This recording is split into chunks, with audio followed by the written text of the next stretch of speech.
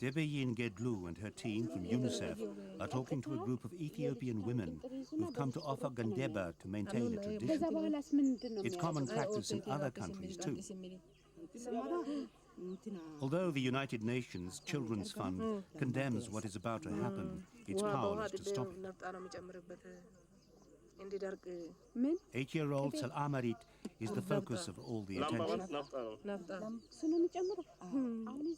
But she cannot understand the consequences of the procedure she's about to endure. These women regularly travel from village to village, performing the task for which no anesthetic is used. UNICEF can only ensure that they use a new razor blade when they hold Selamarit down for what they describe as circumcision and the authorities call FGM, female genital mutilation.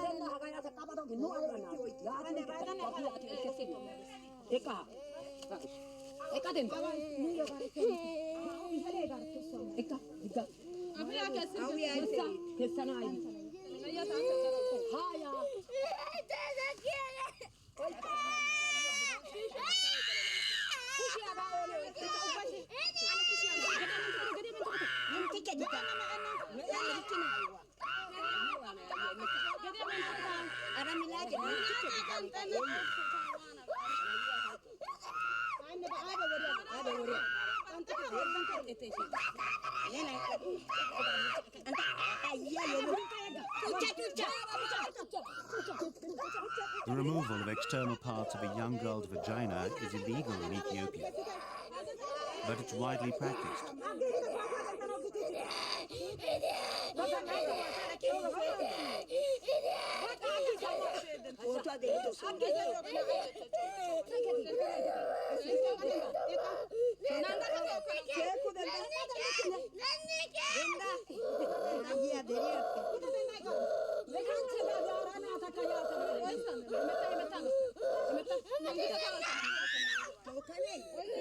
An anesthetic might have helped, but even if it were available, the women might not have used it.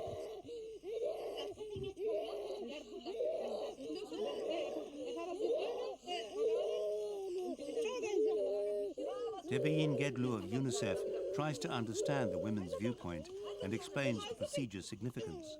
Generally, it is a culture where they have inherited it from their great-great ancestors. So it is a tradition that it has to be kept going on and so on. The main reason why female circumcision is needed is, one thing should be very clean. Unless a girl is circumcised, she wants to be clean, her reproductive organ. For Selamarit's mother and all the other village women, the circumcision is cause for celebration. Contrary to popular belief, this practice is not affiliated to any particular religion. In many countries, girls with intact genitalia are considered impure. The removal of the clitoris, and in some villages the labia as well, is supposed to take the girl one step closer to purity. Some people see it as a way of regulating women's sexual desire. In extreme cases, the vagina is loosely sewn up until marriage. We are doing this for the sake of our daughter's marriage. This will clean her. She will remain a virgin until she is married. This way she can marry. This way she will be faithful to her husband.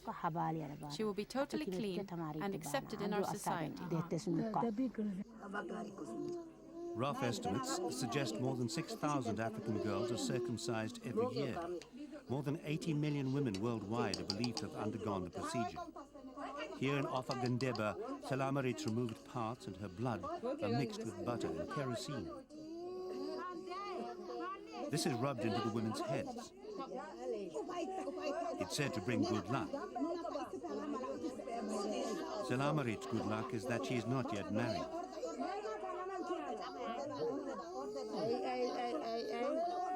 But any day, her parents might promise her in marriage.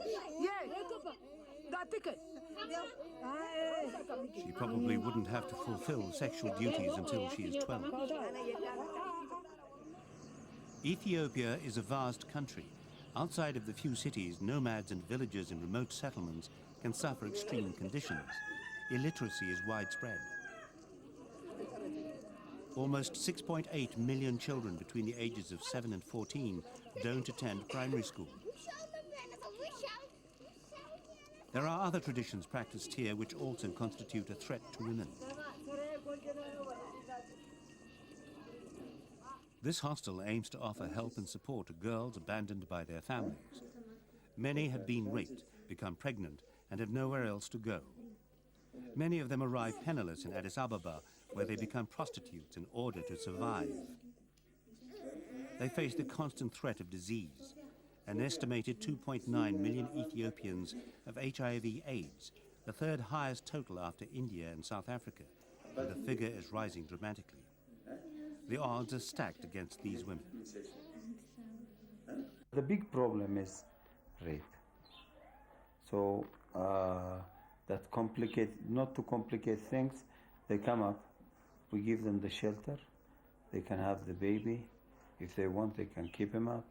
If they cannot, if they don't want to, we give him out for adoption. That's how it goes. The girls at this refuge are desperate to lead a normal life.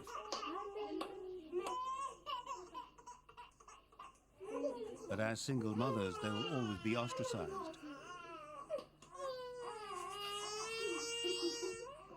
They are unlikely to marry.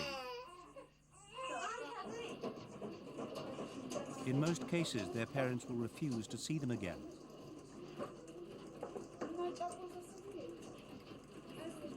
Hostel workers teach them how to sew in the hope that they can earn money and reject prostitution.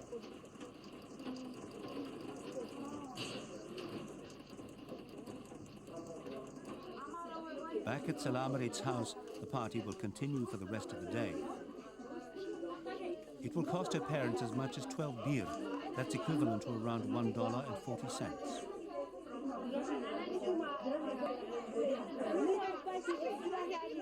Selamarit is one of 9 children, and her 2 younger sisters have yet to face circumcision, and they will.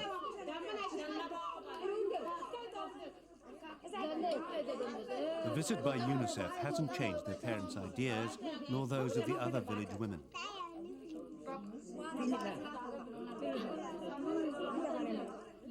Tebeyin Gedlu and UNICEF are working closely with national associations in Ethiopia to try to stamp out the practice. Representatives travel the country talking to villagers in an attempt to educate them of the dangers of genital mutilation and its abuse of the girls' rights. But the size of Ethiopia and a lack of resources mean it's an uphill struggle, and this is just one of many countries in Africa to practice FGM. Convincing people to stop could take generations. By then, millions more girls will have been physically scarred. The emotional scars might never heal.